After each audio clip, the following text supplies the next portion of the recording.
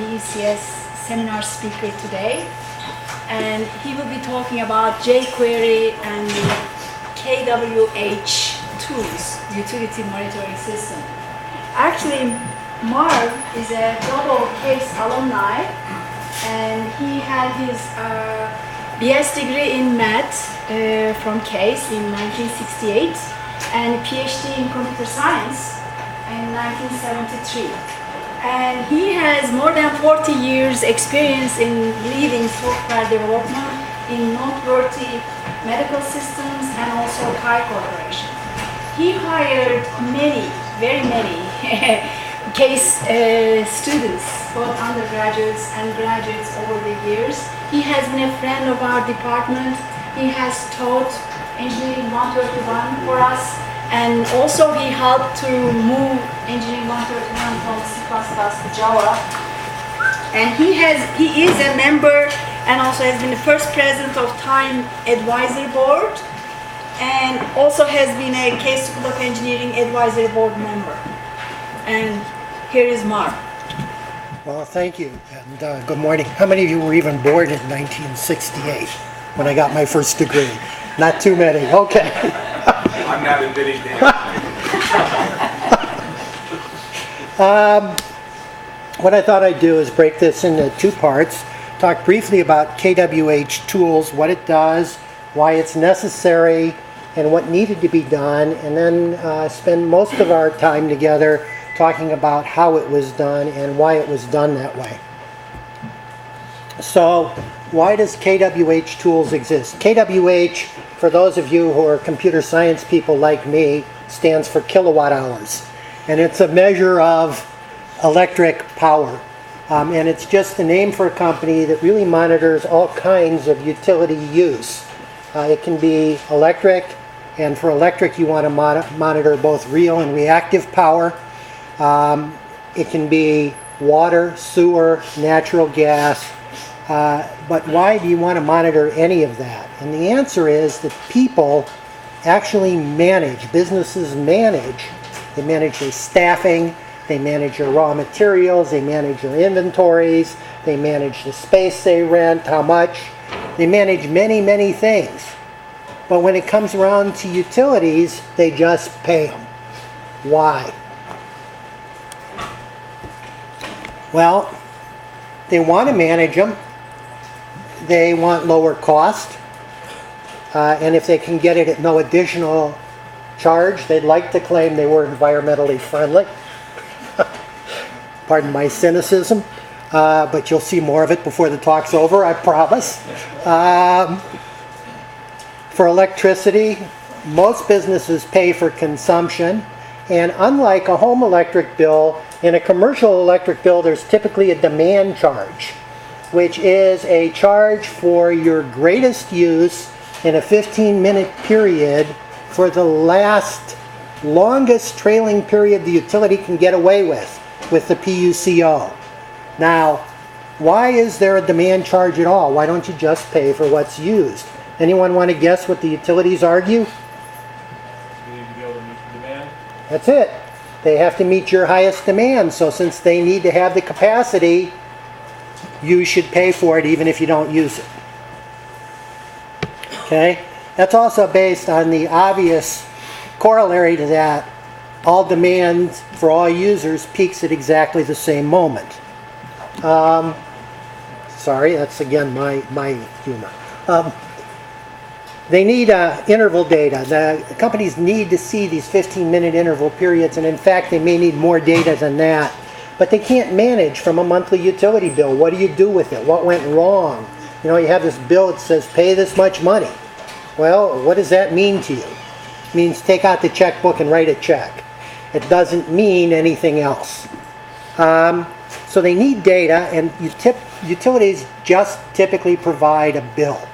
So that's basically the problem.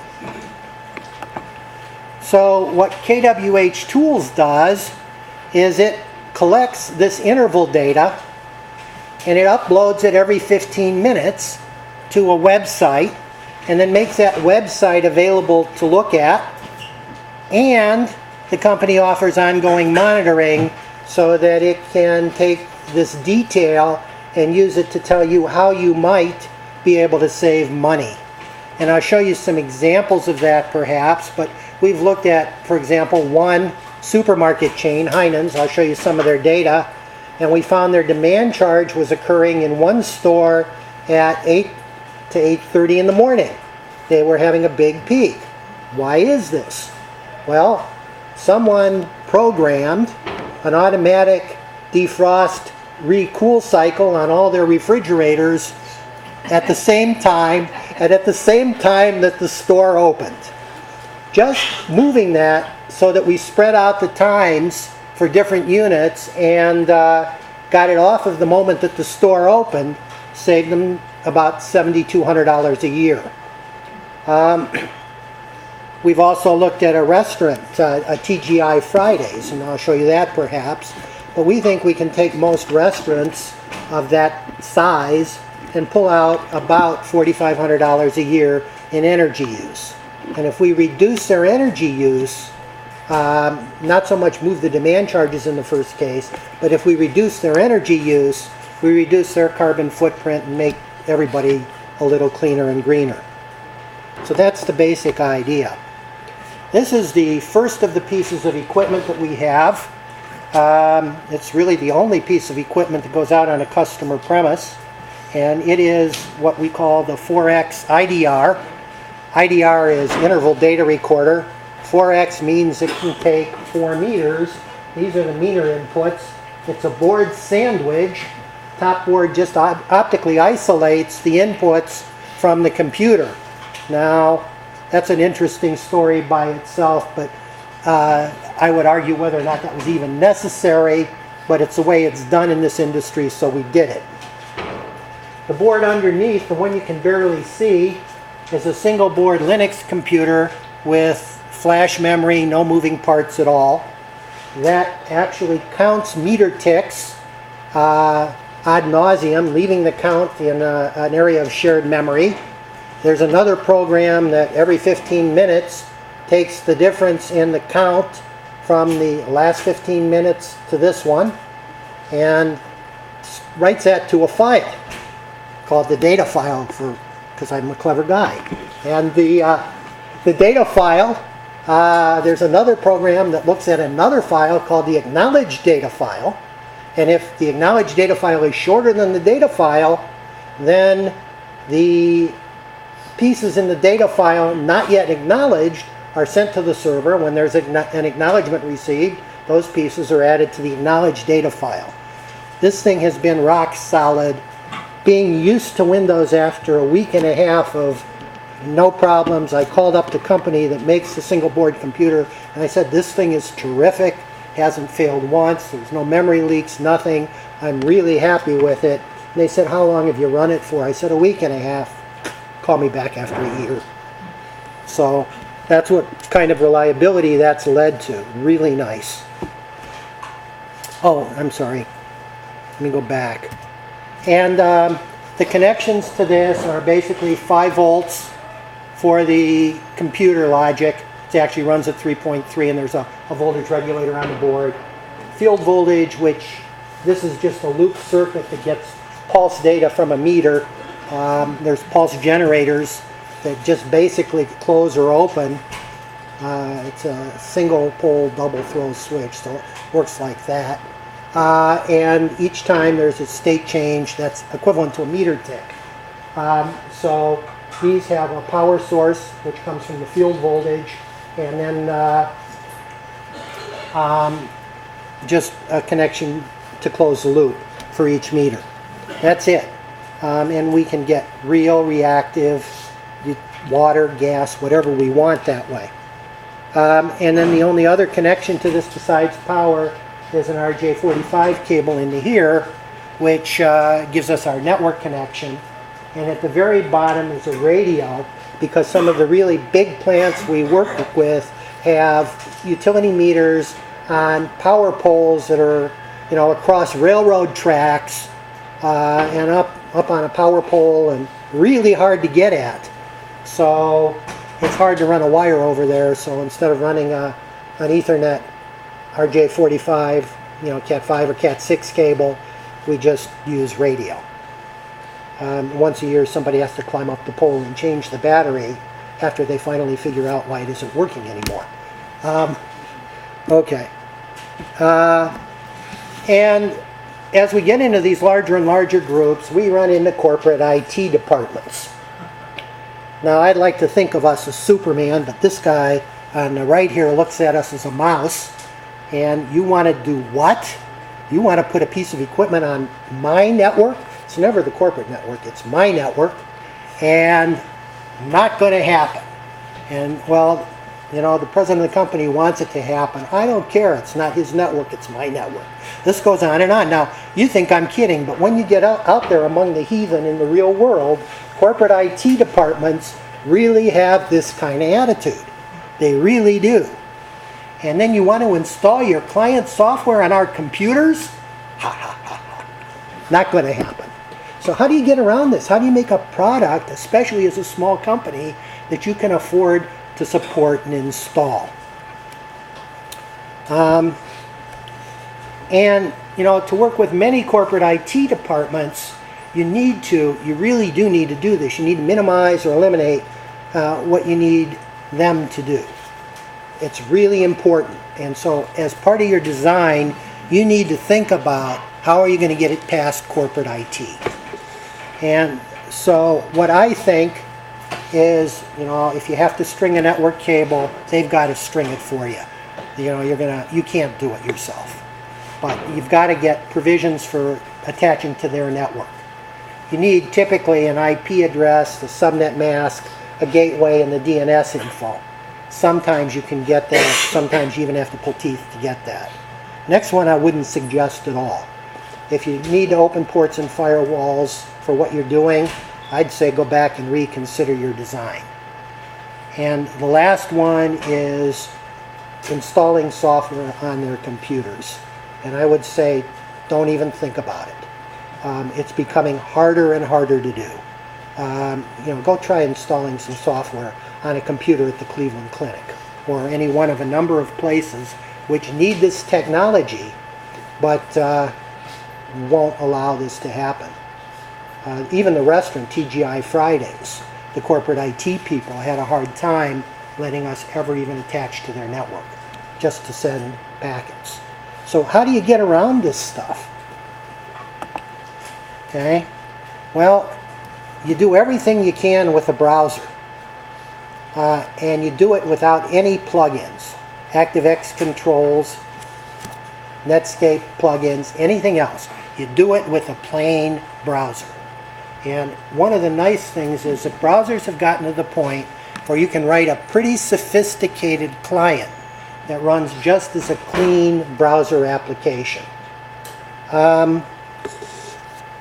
You do everything else with software, for example, on the Linux box, that looks like a browser to all the corporate firewalls and everything else it goes through.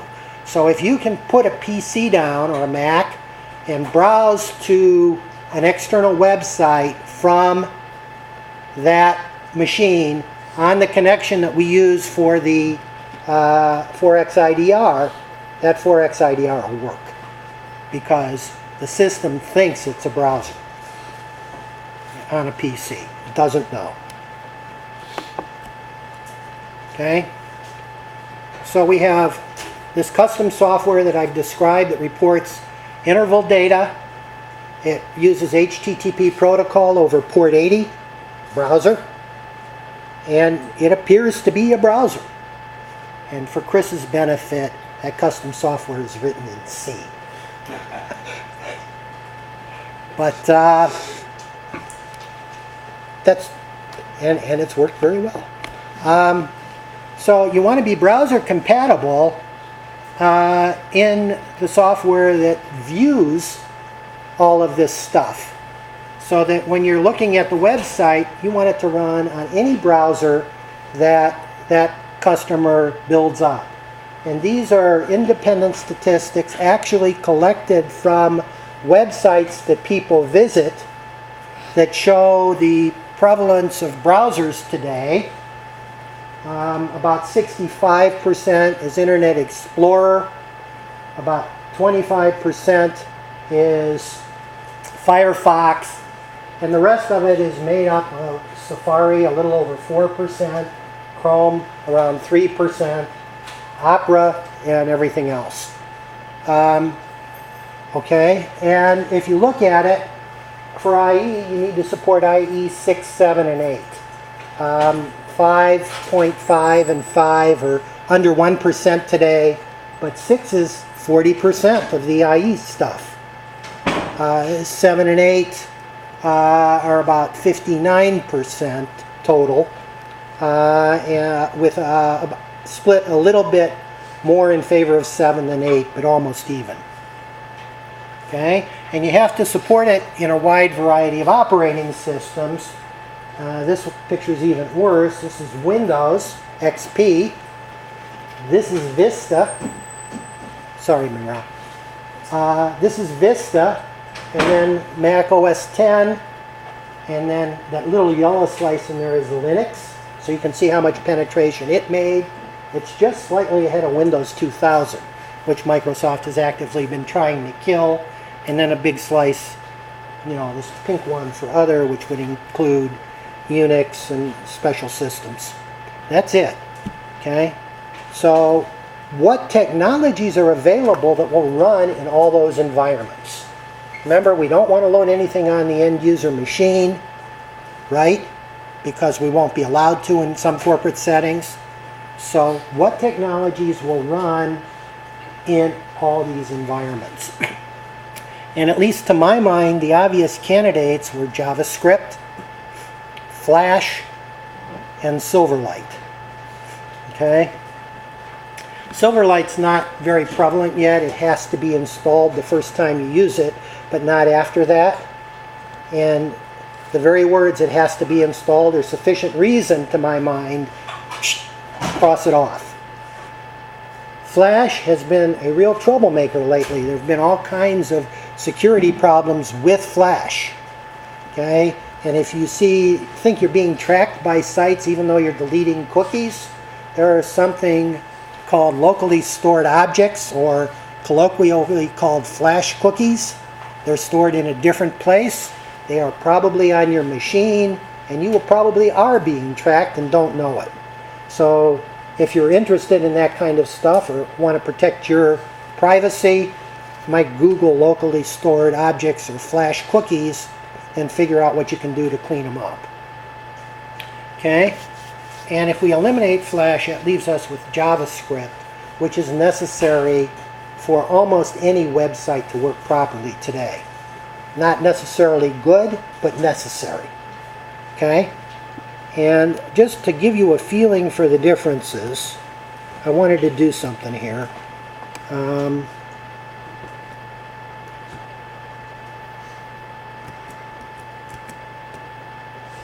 wanted to bring up Thunderbird and show you the ACID 3 test. Now, this is a test of browser compatibility. Oh, and by the way, I do run without JavaScript enabled normally, so I'll enable it. Okay, this is a test of JavaScript compatibility this is a test of standards compatibility for Firefox. This is 3.5.3. Fairly good, but not at all perfect, and it does fail. Okay, let's have another look at one. Okay, let's look at Safari.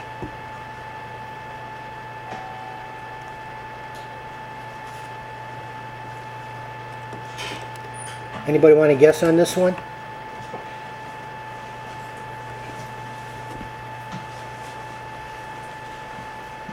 %. That one is completely compliant with the standards. Mark, what is it testing? It's testing compatibility with a whole number of things, with a whole number of standards, and then comparing the results of what the browser does with what the standards do, what the standards say.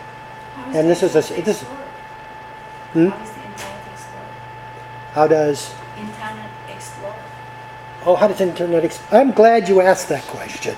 Let's see how Internet Explorer works. Let's What'd you think? Want to guess? Anybody? 70 something. I think it's better, right? Huh?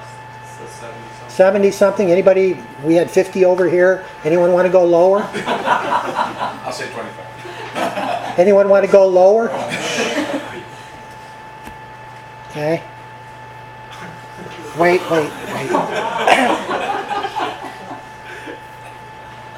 Yes. It's done. Oh, it's done, okay. Doesn't that say that? What do I win?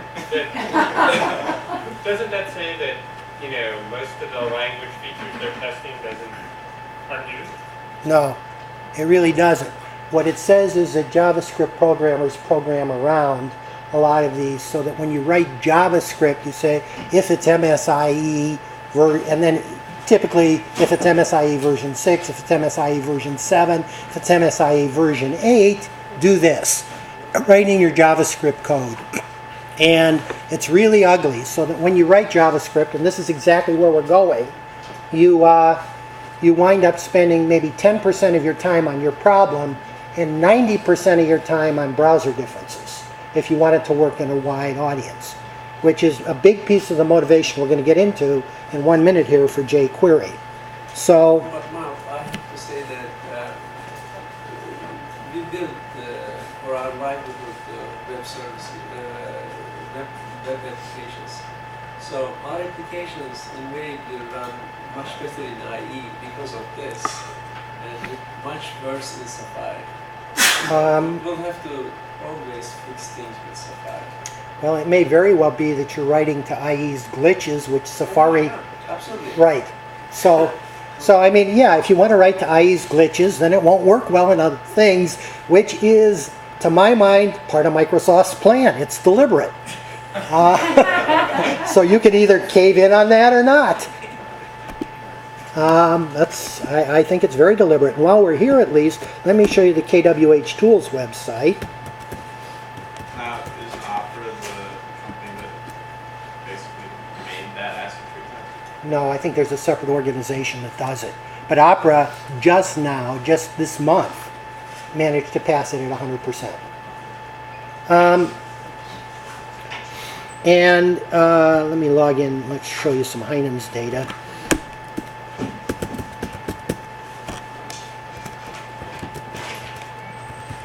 And then we'll get into jQuery and how what you're seeing here is done. Okay, so I've logged into Heinen's, and what this is showing me is a graph showing for store 12 the peak use by month, and then what's called the load factor, which is a percent of the peak. The average is a percent of the peak. So the lower bar really is the average in its height, but when you mouse over it, you're seeing the average is a percent of the peak. If you remember the demand charge story I told you, what you want to do is you want to get the average and the peak as close together as possible. And if you remember, I told you about the refrigeration cycle when a store opened. There it is. That peak, which occurred at 8 o'clock in the morning, cost them about $600 a month. They're gone, by the way, if you look at the store today. Okay, so there's Heinen's in Internet Explorer. Works fine. This is Safari from the 100%.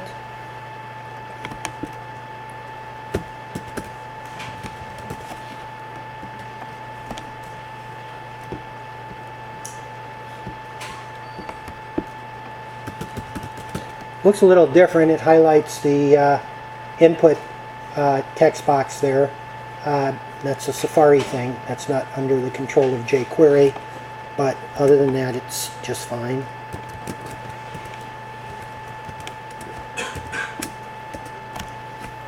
And there it is and I'll show you today that there are no peaks. And I should show you one more thing since this is online.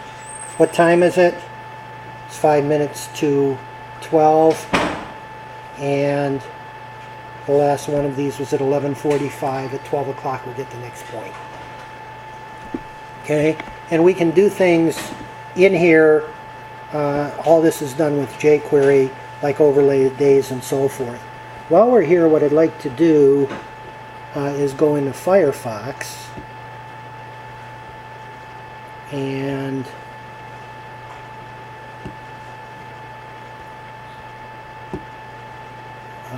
let's see if I can get to this, I think. Okay, and come up again and do the same thing, but I'd like to show you something.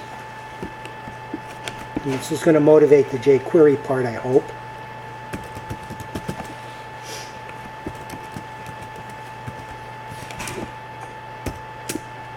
Okay, so I'm logged in, and now what I'd like to do is turn on Firefox's logging and maybe go into the detail for August. Okay, and can you read this number right here? What does it say? How much data did I transfer from the server to draw the graph that you're looking at? 641 kilobytes? No. 641 bytes to generate all of that. What was transferred? Well, let me show you. This is kind of cool. What was transferred was simply the data. So what you're seeing here is time value for the average value for the peak. So the first peak you can see is 379.08. There it is. And then we get the next point. It's time in minutes offset from the first point average peak. And it goes through that way. All it does is transfer the data points. And it transfers it as a string because I couldn't find any way in JavaScript of doing anything reasonable. And then it takes that string, it breaks it apart, builds an array, and graphs it. All within the code, the JavaScript code, all using jQuery functions. And we'll look at that. Okay? I think that's very cool. Another thing I think is very cool is that if I resize this, so now it's smaller, all of the tooltips and everything still work on the right points. How much more data did I transfer when I resized it? None. I never went back to the server. So I can resize this ad nauseum entirely within the browser and the presentation program in the browsers handling all of it. So let's look a little bit at jQuery and how that's done. Mark, the cost of this is that you hard-coded everything. No, I didn't hard code everything. Your browser application and your original source talks over a proprietary protocol. I mean, by that I mean the data itself is interpreted by the same program. So then it means that any extensions have to be done over the same piece of code. Yes, this is certainly much faster. It could be SOAP. It could be any one of a number of things. Well, it's not.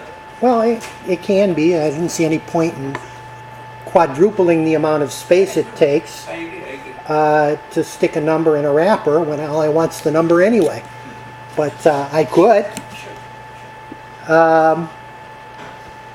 And actually, it's doing some exporting to Excel. It spits out a comma-separated values file, so you can graph it in Excel. There are lots of different things you can do with it. Let's go back to this now. So, why jQuery? Well, first of all, what is jQuery? It's a JavaScript library that's written entirely in JavaScript. So that's sort of cool. You don't need anything but JavaScript to run jQuery. Okay? And it has nice tools for selecting DOM elements. Does everybody know what the DOM is? Anybody not know? It's the document object model. Your HTML comes in and it's parsed into a tree, and that structure is called the document object model, or DOM. And most of what you do when you're manipulating web pages with JavaScript is operating on DOM objects, which in the real JavaScript world, the plain JavaScript world, generally boils down to find element by ID, and then you find it and then you do something to it. And it's a heavy, it's an intensive thing that is not particularly fast. you'll see that there are very nice ways of expressing things and collecting sets of DOM elements and operating on the sets in what we're about to look at. The DOM elements are selected with a cascading style sheet-like notation. So you can select all of the paragraphs by just using P. You can select all of the items that have a particular style attached to them by using dot style 10. You can select all of the paragraphs inside of a division named mydiv by saying #mydiv, that selects mydiv, and then space P, that selects all the paragraphs in mydiv. That kind of thing. So you've got very nice, very simple ways of selecting sets of elements, of DOM elements. The nicest and most powerful part of this is that it handles, look at the word most. Everybody see the word most in there? I really mean it. It doesn't handle all of them. I mean most. Browser differences, and it normalizes event handling. So you don't have to say if it's IE, then do this for the event. If it's Safari, do that for the event. You just have an event handler, and jQuery takes care of the rest of it. And in many ways, it eases the pain of writing JavaScript. And believe me, it is a pain. So this is www, hopefully accomplish. This is what we will, that's www, what we will hopefully accomplish for the rest of this talk, which is I hope to give all of you some feeling for why you might want to use jQuery. I want to give you a quick idea of where to look for how to update Visual Studio 2008 for jQuery support, and why you should do that, absolutely. I want to write, or really, we don't have time to write, but we'll review some jQuery code. I'll pretend I'm writing it. And have a look at some ideas for how you debug this stuff. There's a real issue with jQuery because because everything in jQuery is a JavaScript method. All the parameters are strings, so it's really hard to figure out what's wrong while you're writing it inside of a string because it's a quoted string. So what do? I hope to give you a little feeling for that, and maybe leave you with a few references if you're interested in looking further. So I want to talk about the evolution on the web, and the motivation behind where I think we are today. And back in the old days, that's like before you guys were born in 1968, we used to have servers that had lots of data on them, and they were connected over some kind of network, more likely Novell IPX, but I put in TCP/IP for people who've never heard of Novell or IPX. And it provided data to applications which were stored on and run on workstations. Okay? And so the application would go out, request some data, crunch, write some data back. That's what happened, and that's what the servers did. And then along came the World Wide Web, the internet, Tim Berners-Lee and all that stuff. And what happened is the servers became repositories for web pages, basically dumb pictures. Okay? They weren't always stored just as pictures, but basically dumb pictures, images of something that you could request, and then the browser running on your machine displayed the dumb picture, and that was it. Okay? And today we get to Web 2.0. What characterizes Web 2.0? Anybody? Nobody's going to talk? Yes? User-generated content. User-generated content, okay. So the social aspects of it. Is that what you're saying? User-generated content, in a way, is social, isn't it? It's all the social aspects. What else characterizes Web 2.0? Yes? Richer user interfaces. Richer user interfaces, absolutely. Anything else? Is it more peer-to-peer versus client-server, or is that backwards? Actually, let me answer that in just a minute, because that's where we're going. That's really good. I actually think it's more client-server. Yes? Are you getting at the development frameworks for these server apps? Well, that's another thing, but what enables the development of frameworks? What's the underlying technology underneath all of this? What is it that enabled all of this to happen? And let's give Google credit. Some very clever guys at Google figured out you could do this with existing technology. AJAX, which stands for asynchronous JavaScript and XML. What is it that it really does? It allows you to interactively get pieces of data from a server and do whatever you want to with them in your display without displaying an entire new page. So it gives you some interactivity on the web page. It enables the social sharing of the user content. It enables many of the things that we just talked about. But the fundamental underlying idea really isn't new. It's just the clever use of stuff that has existed almost from the beginning in order to partially update a page rather than replace an entire page. Anybody have a question about that? Because I think that's a really important concept. And it's more of a computer science view rather than a sociologist's view. And so where we are today is that we've gone back to the point where servers can provide data. In or not in soap envelopes. We use AJAX, which is a cute acronym but really doesn't mean a whole lot, to grab that data and pass it off to what I think of as client applications running in a browser. Okay? And the cool part about that is that that browser is already on the machine, and you can do very beautiful applications that would be indistinguishable from a dedicated application on the PC. Running this way and never install a piece of software on that client, which is important for the corporate environments. So that was the goal, and this is really where we've come, to my mind, in the technology for the web. So with AJAX, and almost all sites now use AJAX to one degree or another. And AJAX, again, is an acronym for combining things that they used before anyway. JavaScript's become essential to current web page development and display. But it's a lousy language, in my opinion. I read a book that described it as, was making excuses for the fact that if you type anything wrong, it becomes a new variable, a new object on the page or whatever. I hate that kind of stuff. It goes back to Fortran, I suppose. But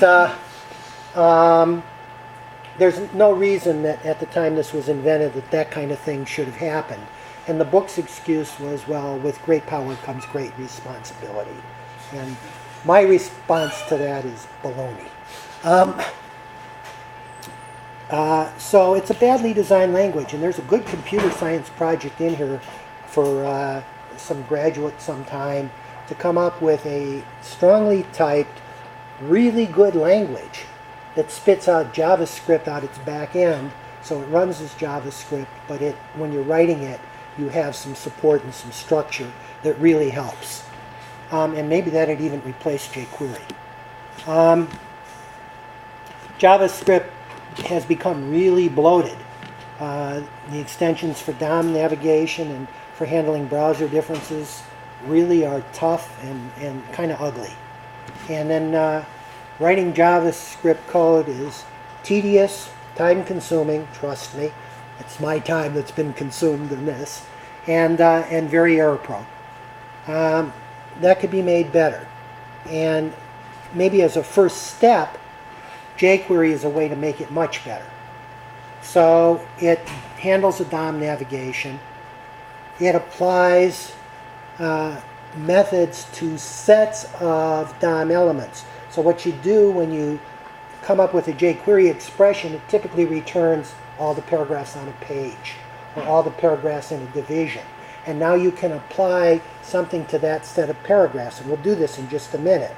So you want to make a striped page, so you make the even paragraphs have a green background. We'll do that. Or you, and the result of making the even paragraphs have a striped background is basically you select all the even paragraphs, you apply the green style, and the output of that is that same set of paragraphs. So if you want to bind something to it when you click, you don't have to go look anything up again. So you just go operation, operation, operation, operation, ad nauseum. That's called a builder pattern, using the set that you originally selected. It's very extensible. You can add your own methods to it, and there are an incredible number of libraries. This thing is caught on like wildfire. It handles most browser differences. Again, the word most is in there. Remember that. It doesn't handle all of them, so you don't have to.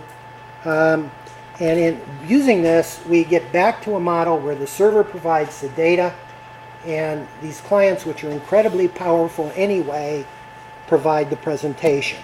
And it's a neat division. It saves server horsepower, it saves internet bandwidth, and if you're paying for either of those, it saves you money. Okay.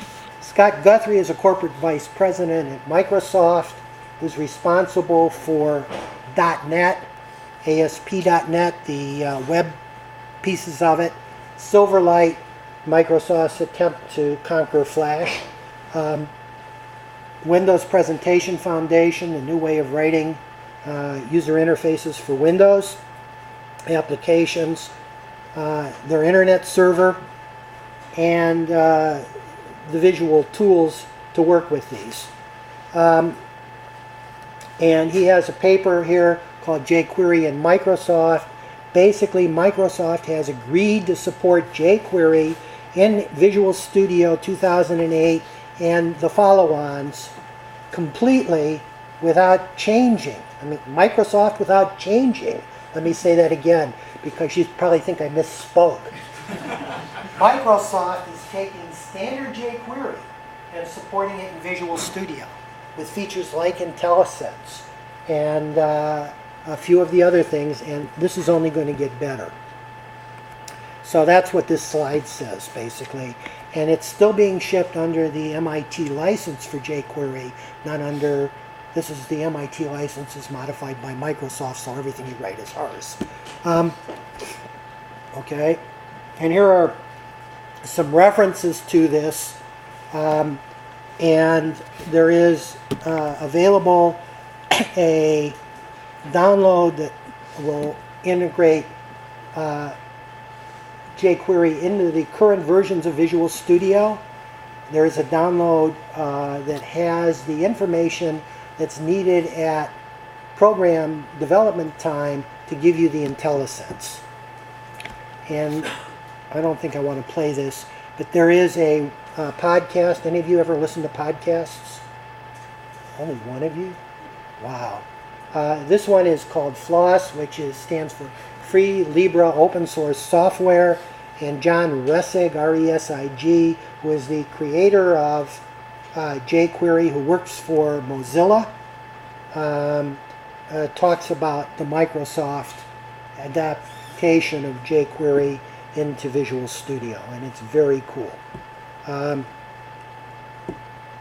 So what I want to do is take a little bit of time and show you some jQuery.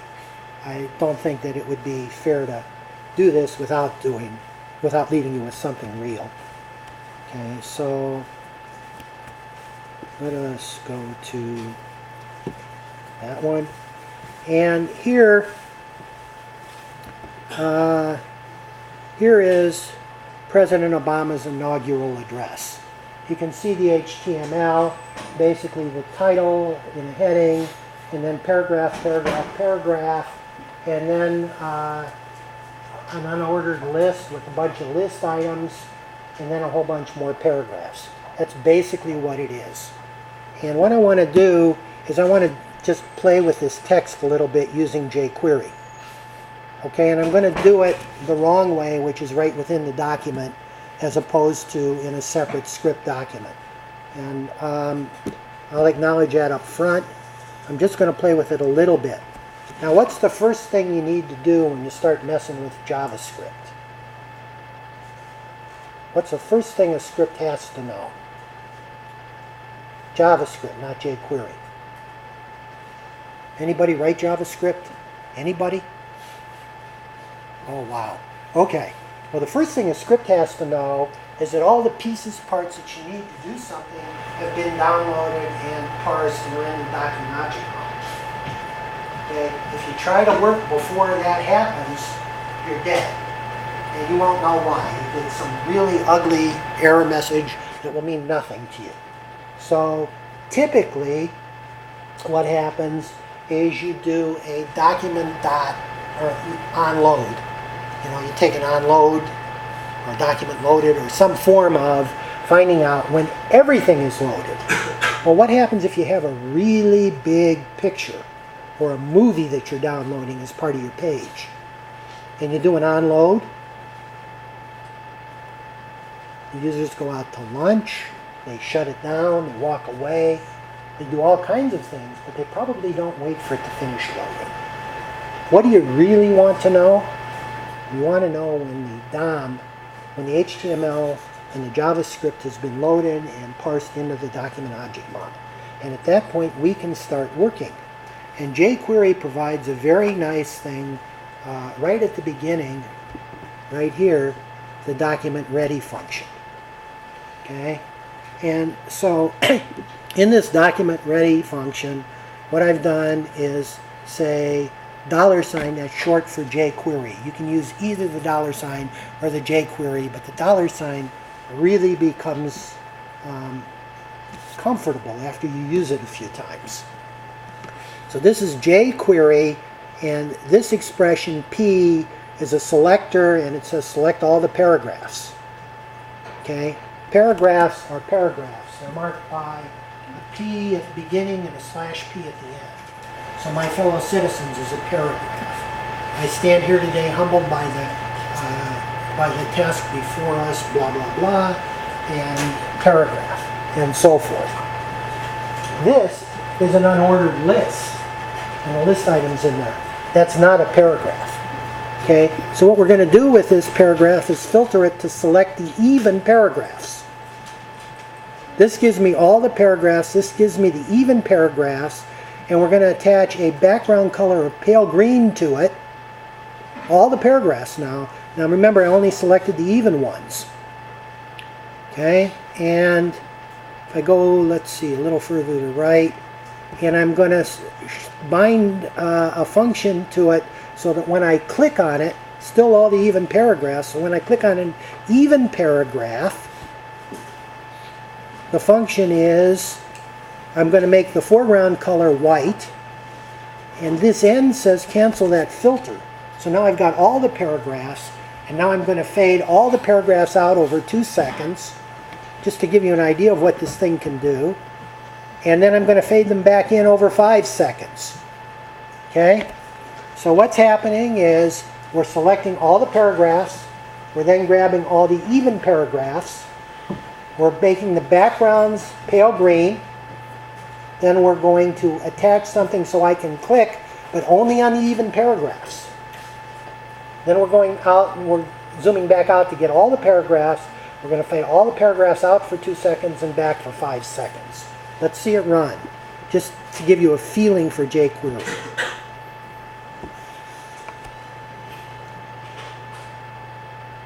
There they go fading out. There they are coming back.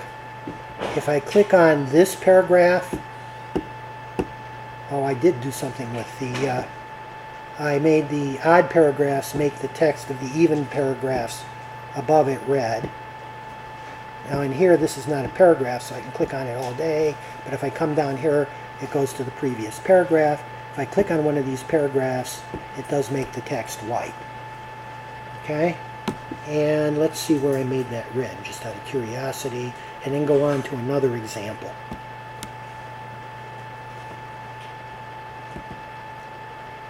Okay, here I pick the odd ones. I'm binding to it. After I faded out in and faded back out, I bound to it, and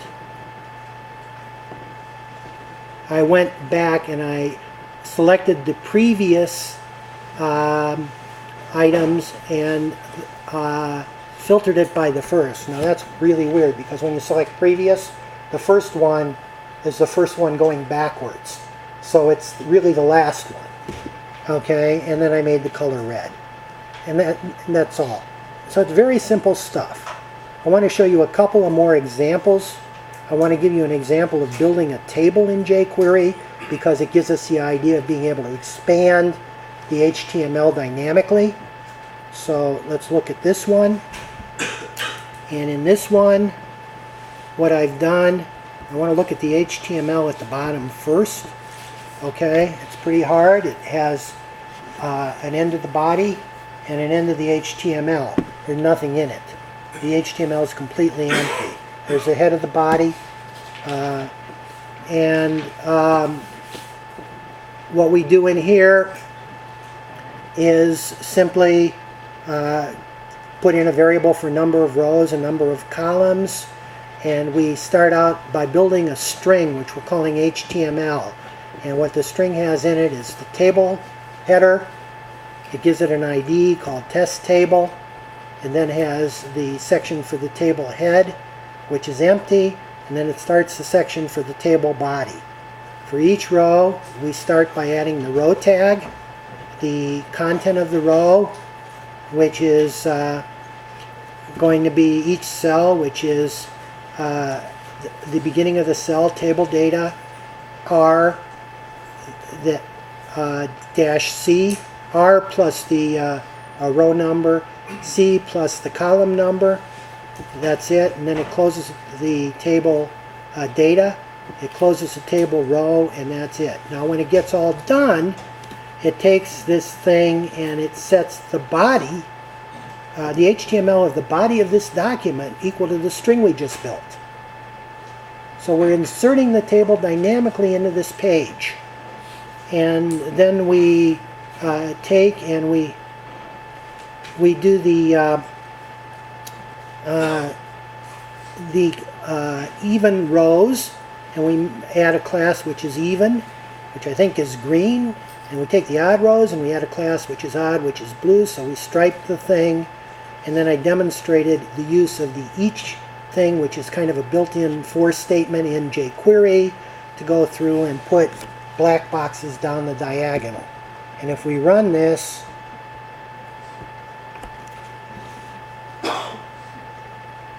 okay, there it is. And we built that all dynamically. There wasn't one of those things in the HTML when we started. And the last thing I want to give you, and this is kind of an important one, is a feeling for jQuery, for Ajax. And I had one in here called, I thought I had one in here called,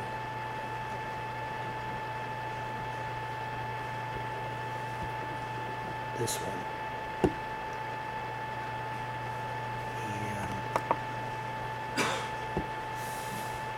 Okay, so in here what we've got is something that actually will draw a graph for me, but I want to take out that graph in the first thing I show you just to give you a feeling for what really is going on, and then we'll put the graph back in and see how it can be used. So we'll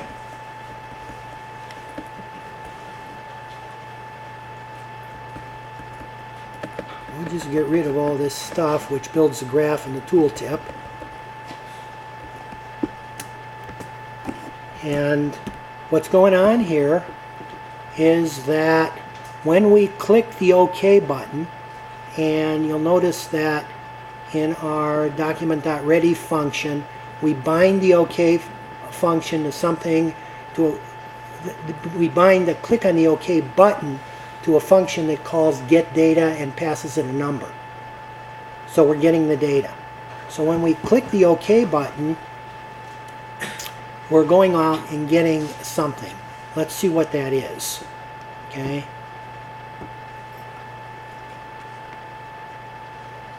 If I put in here 10, string comes back.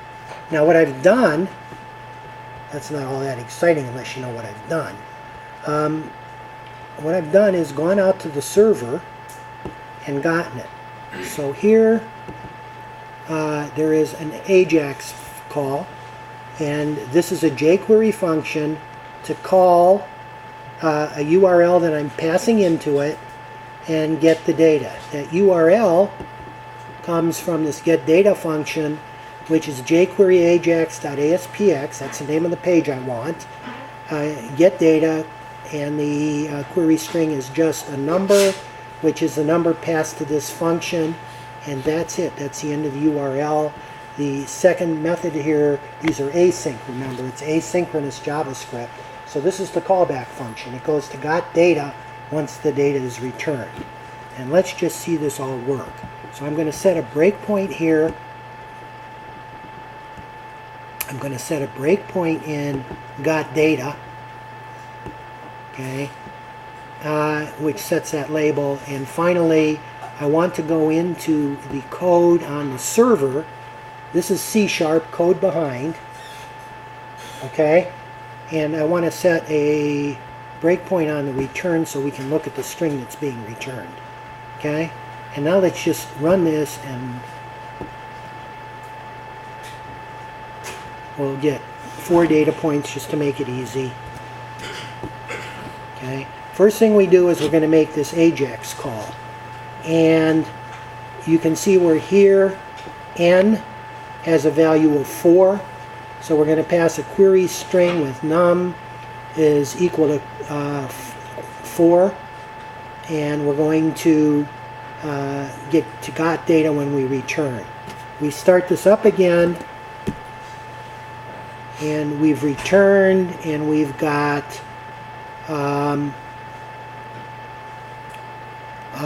in D the 4 numbers, and they came from the code behind on the server, the C# code that generated the data. So there's an example of how you can actually go out using jQuery, call your server, bring data back, and do anything you want to with it. I think I probably ought to stop there, but I hope that what I've done is to give you a good feeling for jQuery, what it can do. If you haven't written JavaScript, then it's harder to appreciate it, but try JavaScript without it and then you'll appreciate it. Thank you.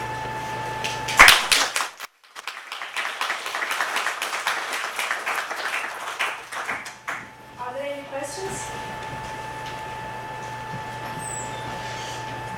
Yes? Yes? So I know that Prototype is another JavaScript library that has like similar, benefits with Ajax. Yes. What would you have you tried the Prototype library and other benefits to the jQuery over Prototype? I think the biggest benefit to jQuery over any other library is the open source support and the enormous groundswell behind it. If you have a look at the percentage of things that are written in jQuery versus anything else, it's enormous. And I think that it's open source. I think guarantees some resolution. That's not to say the Prototype library is bad. Any other questions? Thank you very much. Thank you.